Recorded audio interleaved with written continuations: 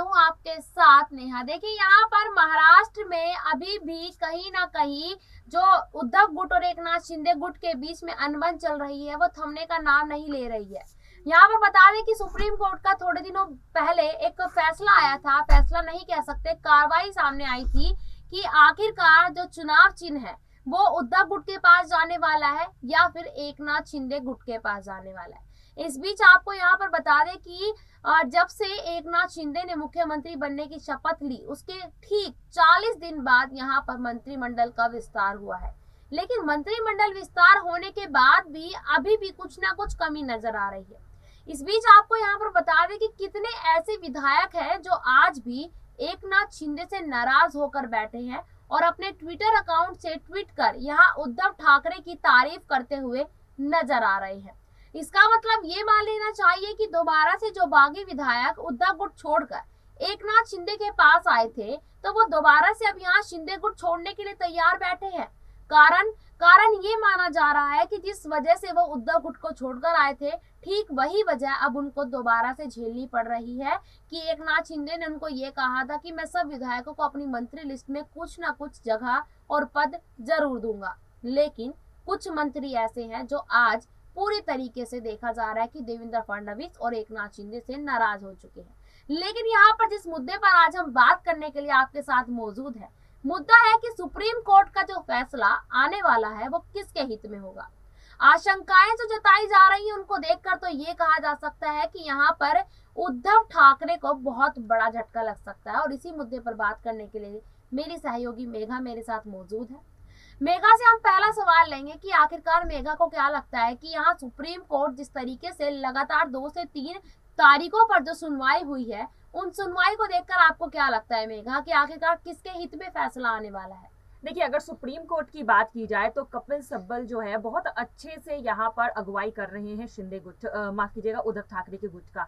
और यहाँ देखा जा रहा है कि कई सारे दलील यहाँ पर कपिल सिब्बल की तरफ से दिए गए हैं। यहाँ पर देखा जा रहा है कि सबसे पहले तो विधायकों की अयोग्यता के ऊपर भी सवाल उठे हैं कि उनकी जो है अयोग्यता रद्द की जाए। वहीं दूसरी तरफ चुनाव चिन्ह का बात था तो यहाँ पर देखिए पहले से देखा चुनाव आयोग में जो है यहाँ पर अर्जी डाल दी गई थी शिंदे गुट की तरफ से कि हमें वो चुनाव चिन्ह मिलना चाहिए। और बीएमसी के चुनाव आने वाले, इससे पहले चुनाव चिन्ह पर भी यहाँ पर घमासान मचा था।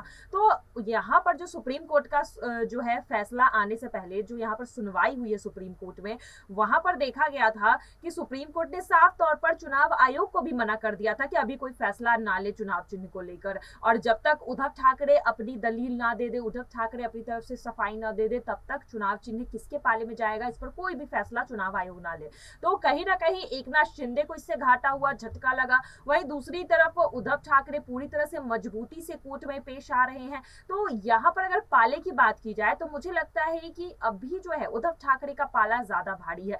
सुनवाई 2-3 बार हो चुकी है, लेकिन जब फैसला आएगा, जब फैसले की घड़ी आएगी, तब मुझे लगता है कि कहीं ना कहीं ये दाव जो है उद्धव ठाकरे जीत जाएंगे और नुकसान जो है यहाँ पर एकनाथ शिंदे को होगा, क्योंकि लड़ाई यहाँ पर शिवसेना वर्सेस शिवसेना की है। यहाँ पर दलील शिंदे गुट की तरफ से यही दी जा रही है कि आज जो है विधायक बल की संख्या उनके पास ज्यादा है, इसलिए शिवसेना का जो टैग है उन्हें मिलना चाहिए, शिवसेना का नाम उन्हें मिलना चाहिए। वहीं दूसरी तरफ अगर शिंदे गुट के अलावा देखा जाए उद्धव गुट की दलील, तो उनका कहना है कि पार्टी में तो लोग आते जाते रहते हैं, पार्टी ने उन्हें नहीं निकाला, वो लोग पार्टी छोड़कर गए हैं, तो पार्टी उनके साथ कैसे चली जा सकती? पार्टी तो वही की वही रहेगी, यानी कि उद्धव ठाकरे के साथ रहेगी। तो दोनों अपनी अपनी जगह सही है, लेकिन अगर संविधान के हिसाब से देखा जाए तो कहीं ना कहीं पलड़ा अभी उद्धव ठाकरे का भारी लग रहा है। और आगे चलकर अब देखना यही है कि कोर्ट किस तरह से फैसला सुनाती है। लेकिन जिस तरह से चुनाव आयोग पर रोक लगा दिया था यहाँ पर सुप्रीम कोर्ट ने, कहीं ना कहीं देखा जा रहा है कि जो जीत की तरफ एक कदम होता है वो उद्धव ठाकरे का बढ़ चुका है। तो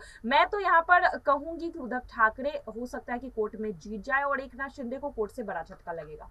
बिल्कुल यहाँ पर कि देखिए कह सकते हैं कि यहाँ उद्धव ठाकरे को कोर्ट को से बड़ा झटका लगेगा या नहीं ये तो खैर समय ही बताएगा। लेकिन यहाँ पर मेघा मैं आपसे अगर ये पूछना चाहूंगी कि अगर ऐसा होता है कि सुप्रीम कोर्ट जो है उद्धव ठाकरे के हित में वो बड़ा फैसला सुनाती है अगर, और यहाँ पर उद्धव ठाकरे के लिए सारी जो चीजें हैं, सारी बातें हैं वो उनकी तरफदारी की जाती है, तो क्या यहाँ पर एकनाथ शिंदे के पास ना तो पार्टी बचेगी, ना चुनाव चिन्ह बचेगा, ना उनके पास कोई नाम होगा, ना ही मुझे लगता है कि ऐसी कोई पार्टी होगी जिसके साथ वो विलय कर सकेंगे। क्योंकि यहाँ पर ऐसा माना जा रहा है, कपिल सिब्बल ने ये कहा था कि एकनाथ शिंदे को किसी पार्टी से विलय जरूर करना पड़ेगा, लेकिन मुझे जहां तक उम्मीद मैं अगर बताऊं तो ऐसी कोई पार्टी नहीं है जो उनके साथ विलय करने के लिए तैयार होगी। तो क्या आपको लगता है कि यहाँ पर एकनाथ शिंदे का इस्तीफा माना जाना चाहिए? क्योंकि एकनाथ शिंदे के पास सिर्फ और सिर्फ विधायक है और सांसद है, उनके अलावा उनके पास कुछ नहीं। और जैसे कि अभी आपने बताया कि लोगों का तो आना जाना लगा रहता है पार्टियों में, जिस दिन वो ये देखेंगे विधायक कि यहाँ पर उद्धव ठाकरे का पलड़ा भारी है, वो दोबारा से उधर भी जा सकते हैं। जिस दिन वो ये देखेंगे कि एनसीपी का पलड़ा भारी है, तो शायद वो उधर भी जा सकते हैं। तो क्या यहाँ पर एकनाथ शिंदे इस्तीफा देने के लिए तैयार हो सकते हैं? देखिए, अभी अगर एकनाथ शिंदे के इस्तीफे की बात की जाए तो बहुत जल्दी है, लेकिन हाँ, यहाँ पर एकनाथ शिंदे को घाटा जरूर हुआ है। अगर कोर्ट का फैसला उद्धव ठाकरे के हक में आता है तो यहाँ पर एकनाथ शिंदे को कम से कम अपनी नई पार्टी बनानी पड़ेगी या फिर किसी एक पार्टी में विलय करना पड़ेगा। और अगर ऐसा होता है तो जिस चुनाव चिन्ह पर, जिस यहाँ पर नाम पर, जिस पार्टी के नाम पर वो वोट मांगते थे जनता से, यानी कि शिवसेना के नाम पर विधायक जो जीत कर आए हैं आज 40 विधायक, अगली बार जब विधानसभा के चुनाव होंगे तो वो नाम उनके साथ नहीं रहेगा और ऐसे में चुनाव जीतना काफी कठिन हो सकता है। और यही दावा उद्धव ठाकरे भी कह रहे हैं कि दम है तो बिना शिवसेना के नाम से आप चुनाव जीत कर दिखाओ, दम है तो यहाँ पर अपने दम के ऊपर जो है चुनाव लड़के और जनता से वोट मांग के दिखाओ। तो यहाँ पर अगर एकनाथ शिंदे की बात की जाए तो उन्हें भी ये बात भली बात पता है कि अगर शिवसेना से वो अलग होते हैं, आज अगर वो अपनी नई पार्टी बनाते हैं या किसी और पार्टी में विलय होते हैं, तो फिर से उन्हें जीरो से स्टार्ट करना पड़ेगा, जनता के बीच वही कनेक्शन बनानी पड़ेगी। और जो शिवसेना का नाम आज महाराष्ट्र में है, किसी और पार्टी को, किसी क्षेत्रीय पार्टी को वो नाम बनाने में, वो मुकाम बनाने में काफी साल लगेगा। तो 2.5 साल की राजनीति में अभी फिलहाल यहाँ पर देखा जा रहा है कि भले ही एकनाथ शिंदे को सीएम कुर्सी मिल चुकी है, लेकिन 2.5 साल के बाद जो है यही जो दाव है एकनाथ शिंदे पर भारी भी पड़ सकता है अगर शिवसेना का टैग उन्हें नहीं मिला तो।